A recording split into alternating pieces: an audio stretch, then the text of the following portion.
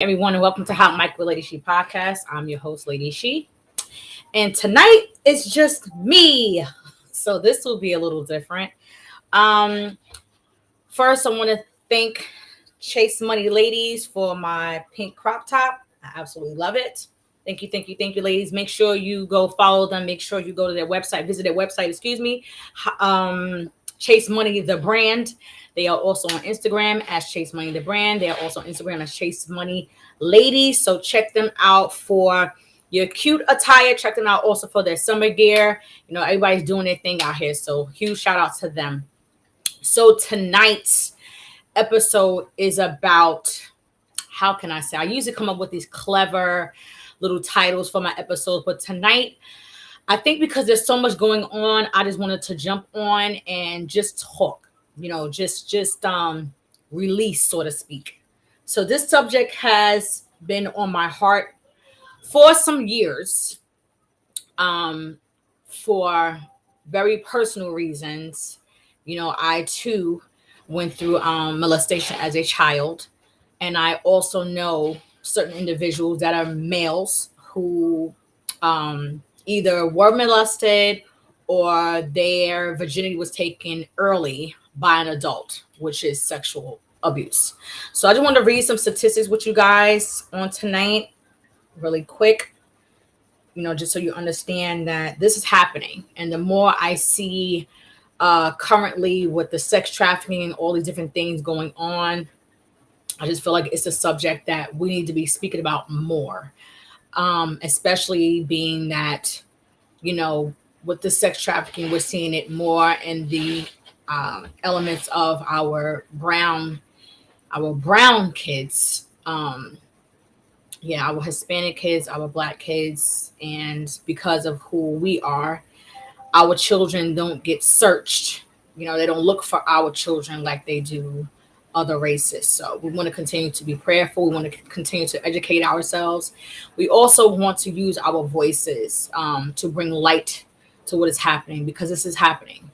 I too am a boy mom, so this subject is definitely close to my heart.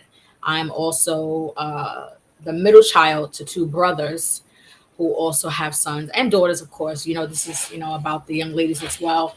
But on tonight, this subject sparked about our young boys being molested and violated and sexually assaulted from a clip. Huge shout out and thank you to the comedian D-Ray. And it's crazy because my husband and I went to see him at the Barclays Center.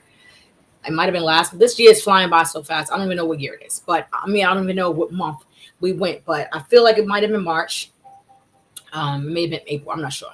But we went to see him at Barclays, very funny.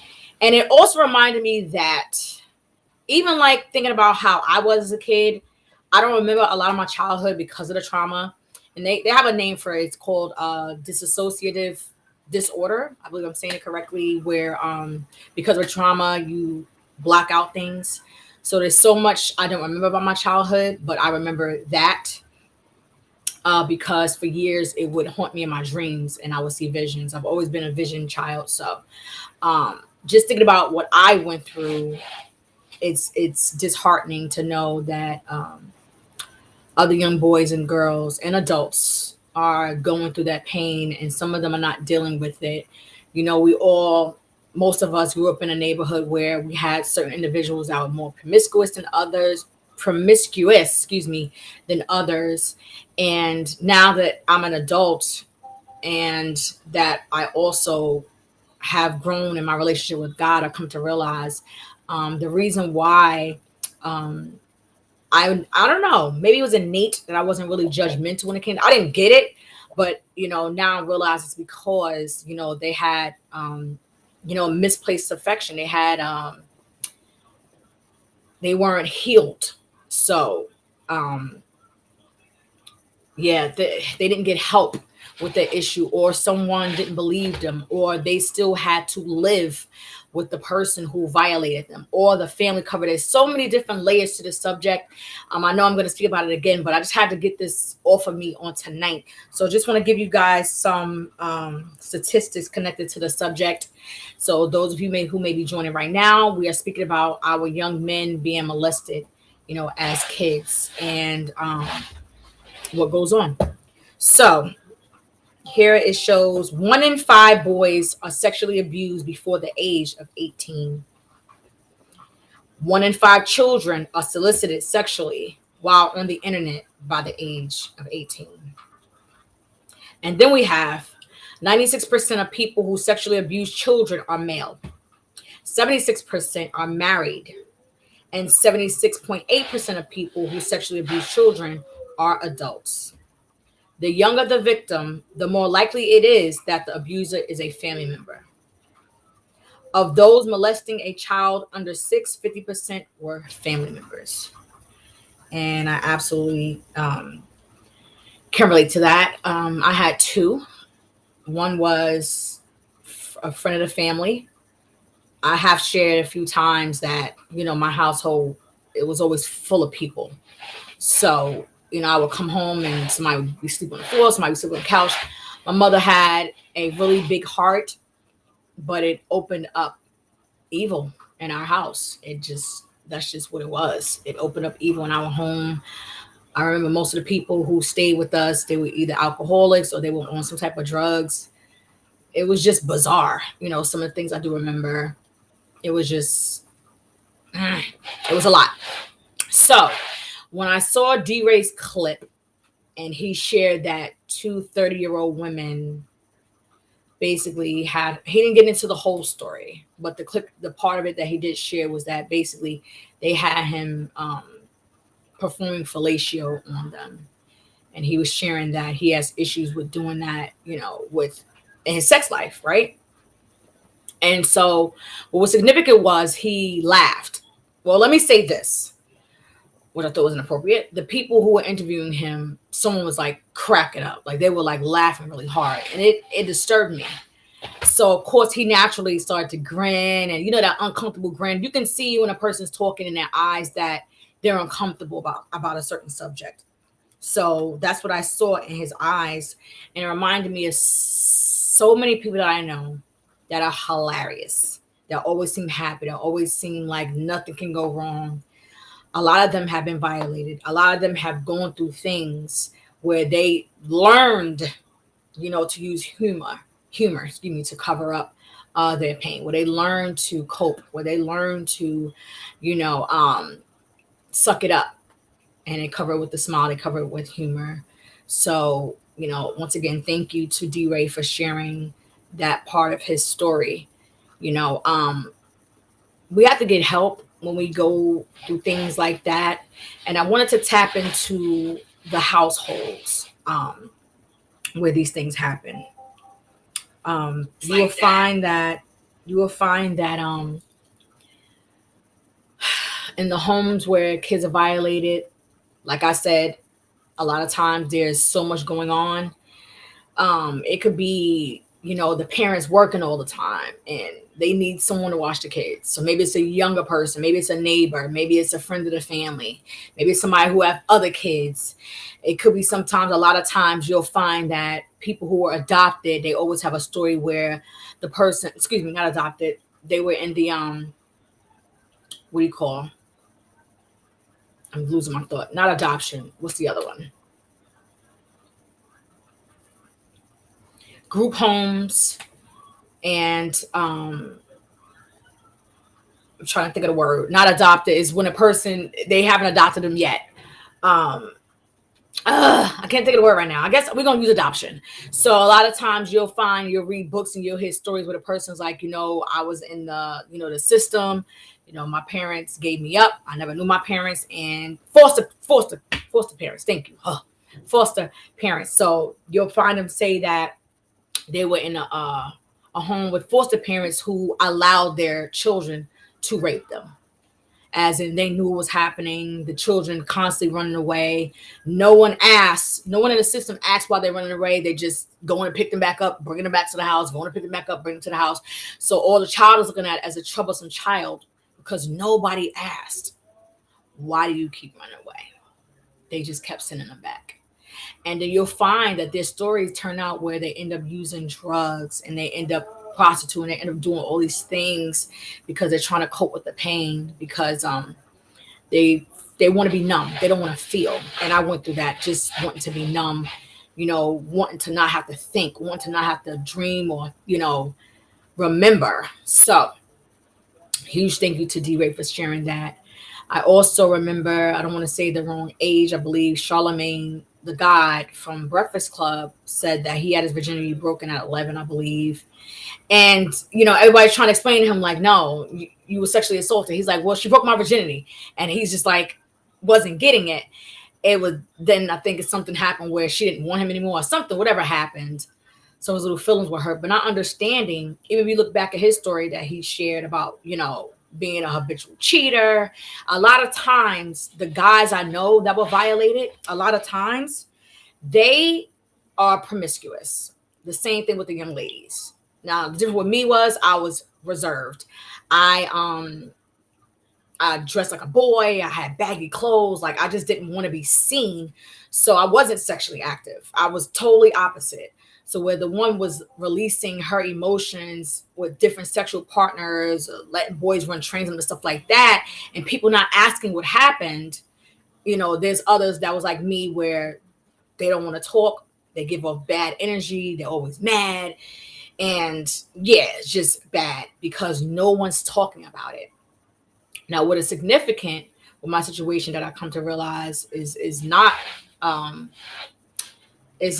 so foreign, is that the family knew this person had molested someone else in my family, and he was still made to be around.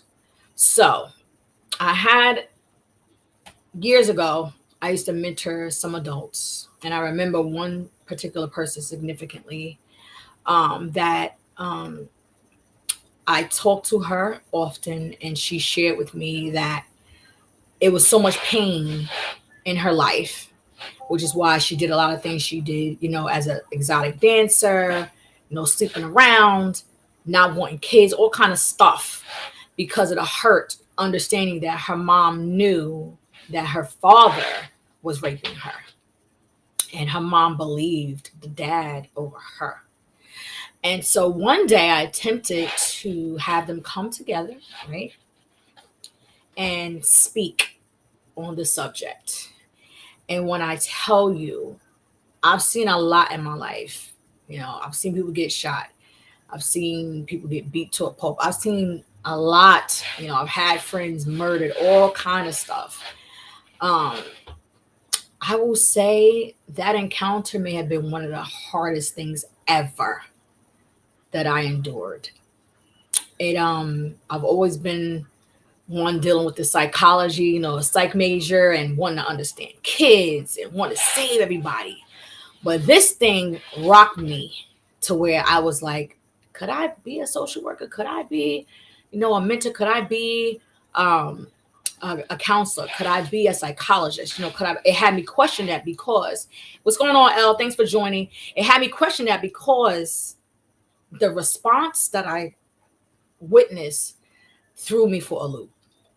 So I'm in this room with this beautiful, beautiful Black queen who wants to let her mom know that she wants to have a better relationship with her, and that she wants to forgive, and that she wants her forgiveness for how she acted as a kid and all different things.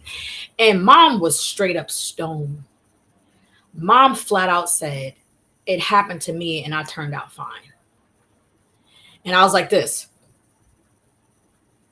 I'm like, did she just say that? I'm like, she said that. Did she just say that? And that's when everything kind of went left. And I was devastated for her, because who says that? And the scariest part was, I don't even think mom believed it. I think mom did what most people do when they go through trauma. She convinced herself that she was okay. Because there's no way you're okay laying up with a man who's been violating your daughter for years. No way. So you will convince yourself so you can cope with life, so you can continue on, not understanding that you're dying on the inside and the things you give off are damaging because you have not healed. I also believe that it was maybe Kevin Gates that revealed in an interview that he also was violated.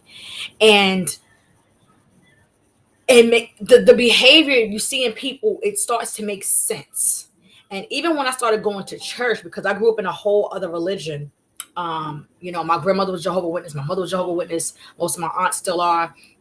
So I grew up under, I guess I will say, a spirit where you just didn't talk about things.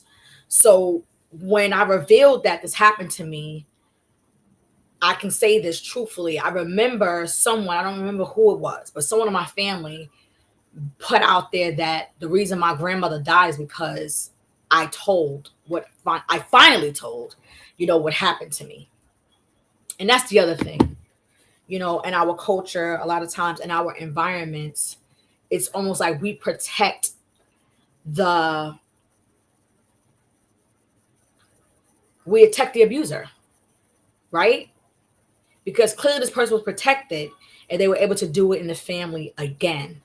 And even working at a jail, I would hear about cases where the mother will know that the uncle violated her daughter, and she may say, don't tell because he'll be deported. So not only have you killed off the safety net with your child after she revealed what happened to you, you victimize her again by telling her not to say anything because him being deported is more important than her healing. And we really, really have to change that. First of all, to every person who was ever told that they were molested, that they were violated, that someone sexually assaulted them, whatever it was, I want to commend you. I want to let you know that you are a champion. I want you to know that you are a warrior. I want you to know that you win. When you can reveal and you can be bold enough to tell, you win.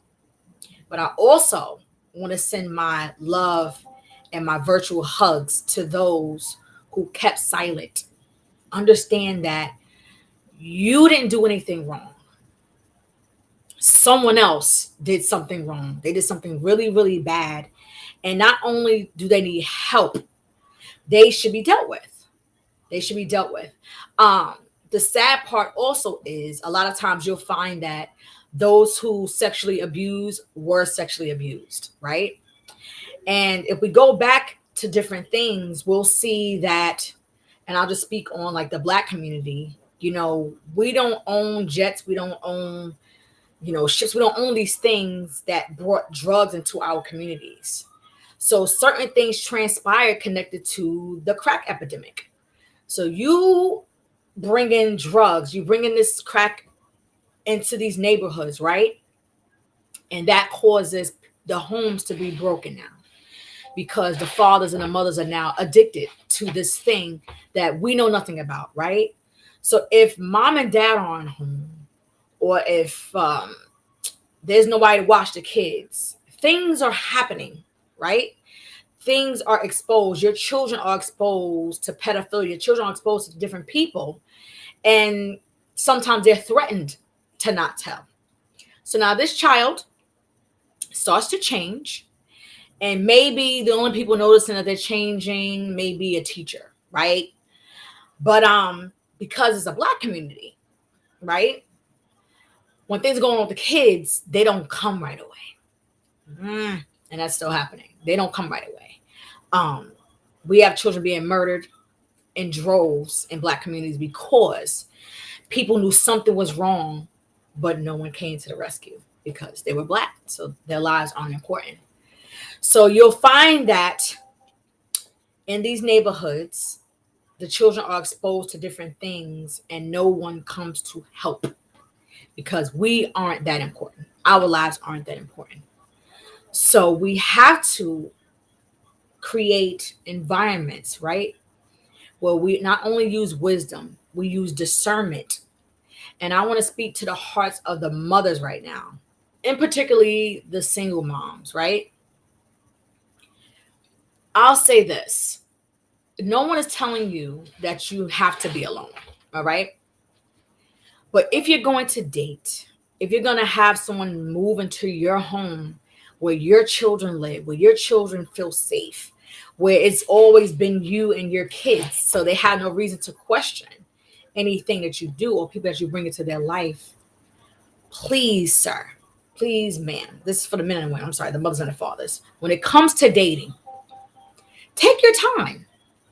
Take your time. Take your time. Understand that you are emotionally attached to this child. You have a relationship with this child. This person has to grow into a relationship with them. I would tell you to pay attention when they're giving a lot of attention to your children. Be mindful, of how they deal with them. I remember being small, and I remember a man was at my house, and I remember him saying, "Oh, come here, pretty girl," and he waves me over, and I'm all hi. And I say hi. He's like, "Come here." He waves me over, and I come, and he shifts my body. Oh, Jesus. He shifts my body and he plops me on his lap. And I remember, I can't remember who it was, but I remember them yelling at me and they say, "Get your behind down." And I was just like, and I got down. I remember words being exchanged with the two people. Goodness, I can't remember who it was. But I remember them telling me, "Don't you ever sit on a man's lap. That is not appropriate."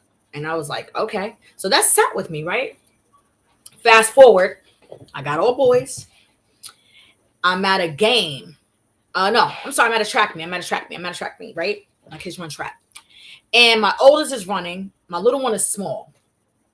And I have family members come over. I don't want to say which because people are going to figure out what's what, right? So I had family come, and I had a family member come with their boyfriend. And the boyfriend put my son on his lap. And what do you think happened? I lost it. Just like that person lost it with me. And my family member went to defend. And then I really lost it. Because don't you ever. I'm raising my sons. And my son's comfortability is the same as a young lady's comfortability. And if as a little girl, we tell them, don't put my daughter on your lap, don't do A, B, and C. That's the same energy you have to have with your sons. I remember my son, us being in church, and a lady comes up to me and she goes, "I just want to say to you, you're an amazing mom." And I said, "Thank you." She said, "Your son went to the restroom." And I can't remember exactly what happened, but I remember her saying like she understood that I taught him that his body is as important as a little girl's body. And that's what we have to normalize. We have to normalize that. We have to teach our children what's safe. We have to have real conversations. So when they feel uncomfortable, they'll be comfortable telling us. And it'd be a thing where we don't automatically say that can't be right. That can't be true. You start to observe and pay attention to certain things, because even with my situation, right?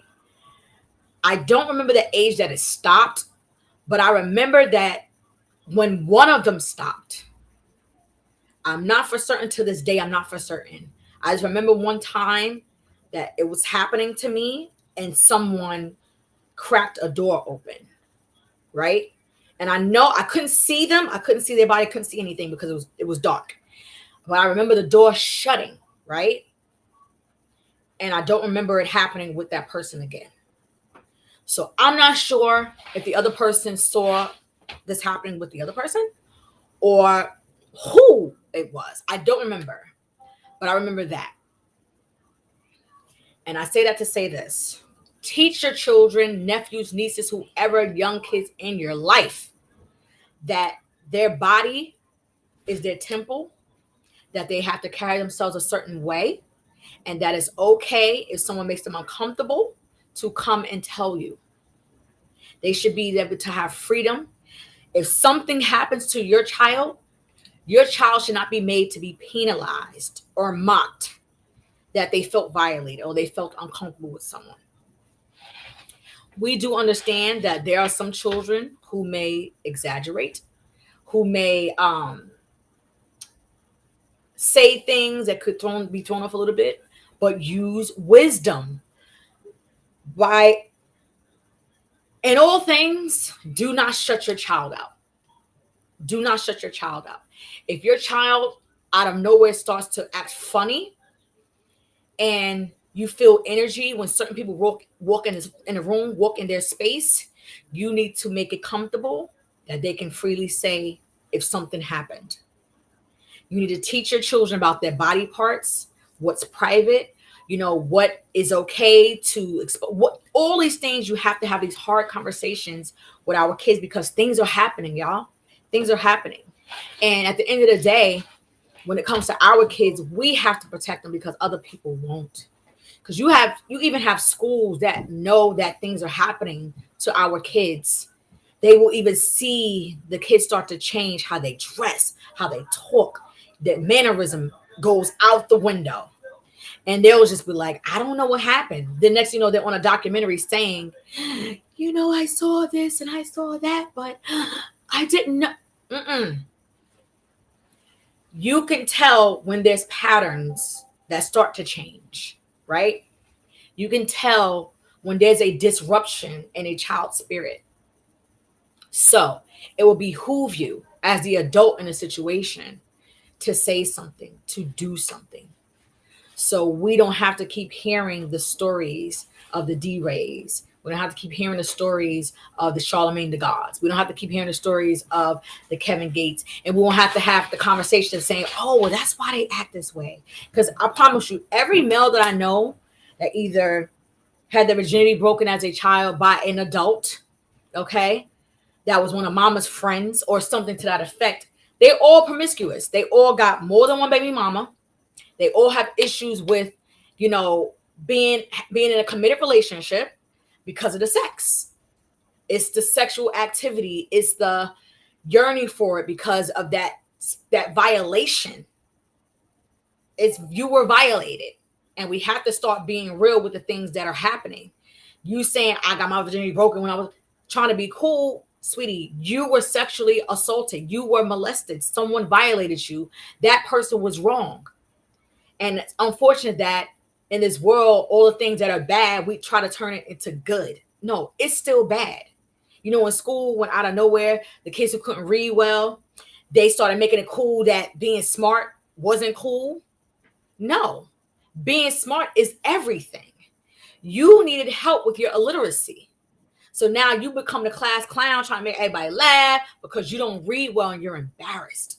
So now the kids that's smart thinking that they don't got to do their work. They want to be cool and do what you do. And now they made being smart, made being dumb cool.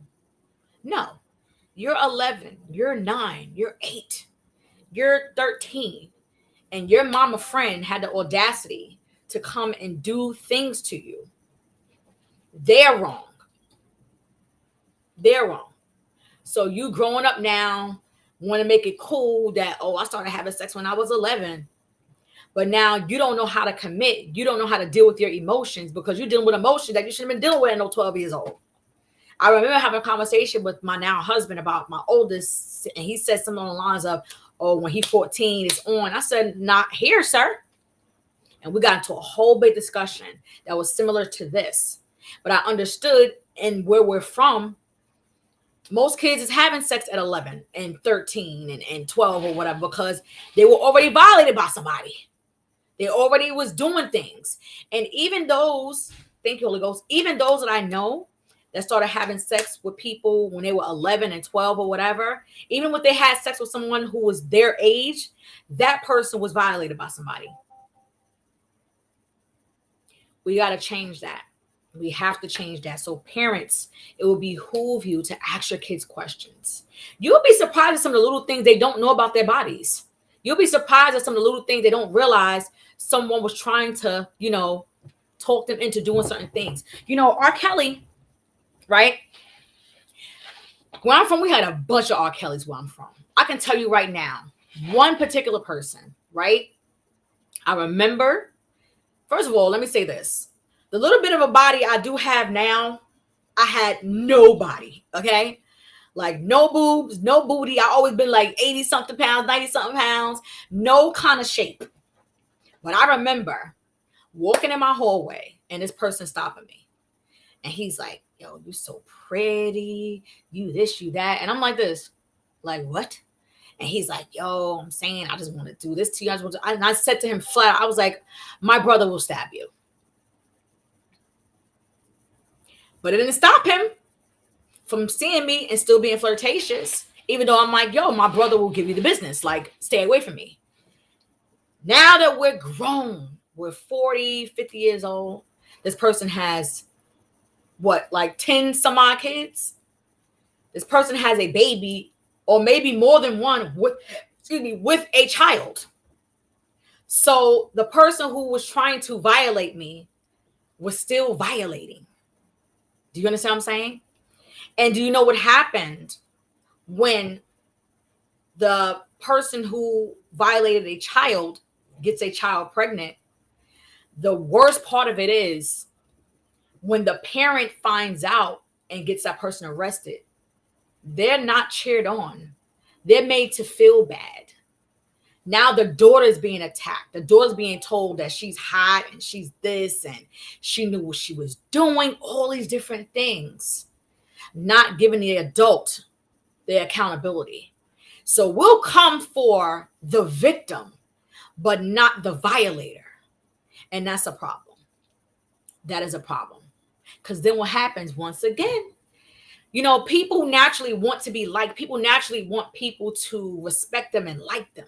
So what happens when a young girl is now pregnant by a grown man who violated her because she was vulnerable, because she didn't have the parents in her life to tell her, you know, it's not cool dealing with somebody who's twice your age. She didn't have none of that.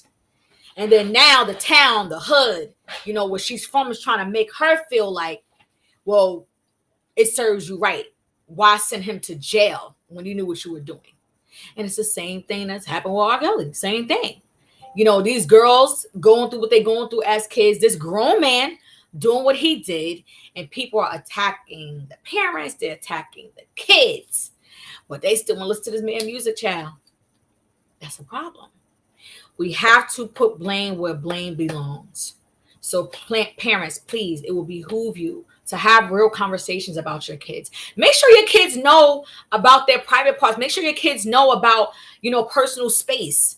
I remember my oldest being like probably like 4, and he would say to people, listen, you're in my personal space, flat out. Like, my mom don't listen, sir, ma'am. You know, I've had people, women, come up to me about my little one. He's so handsome. Want to touch his face. I'm like, okay, ma'am. Yeah, we don't do that over here. He's cute. Thank you. Yeah. But I know there are those 30-year-olds out there that like violated D. Ray. That ain't right. That will prey on kids who have broken homes, or who have that little opening where they can violate your child, or they can make them feel like this is cool. And it's not. It's not cool to take somebody's virginity at 11 years old and you 30 something years old. You're disgusting. So you should be, something should happen when it comes to that. You know, we have to acknowledge that sex trafficking is alive and well. Our children are being kidnapped. Things are happening to our boys. You will see, even like you'll watch a episode of Law and Order, it's boys that they're taking, because a lot of these pedophiles and things, they're actually battling with their sexuality. So they'll be raping little boys, not even little girls a lot of times. So please, sir, please, ma'am, have conversation with your children. If your child reveals to you that they were violated or that they feel uncomfortable with a certain adult or anything of that nature, please hear them out. Please hear them out. It can be the difference between life and death. Because that's the other thing. We will find that a lot of those who are violated, sexually abused, they commit suicide because they can't deal any longer. You know, they still a lot of time have to see the person who violated them. I lived with the people who were violating me. And you know what I was still doing? I was dancing, I was singing, I was acting, I was doing all these things. When I was on a stage, that was my freedom. But after the show was over, it was like lights out. There was nothing there. There was no feeling. And no one said anything. Like as an adult now, they realize like, oh word, because yeah, you was like, oh wow, they get it now. But the adults have to have discernment. They have to be in tuned with what's happening with our kids. The educators as well. When you see kids all of a sudden their grades start failing, they start dressing different. Because I promise you, I can show y'all pictures of me, and I look back at the time, I'm like, oh my gosh, my face was pretty, my hair was long and healthy, but them baggy pants, child. I don't know. I was clearly trying to figure myself out because I had no outlet. So I'm just like, I don't want to be seen. I'm not beautiful. Like self-esteem issues in the sewer because these things happen to me. I am an advocate for counseling.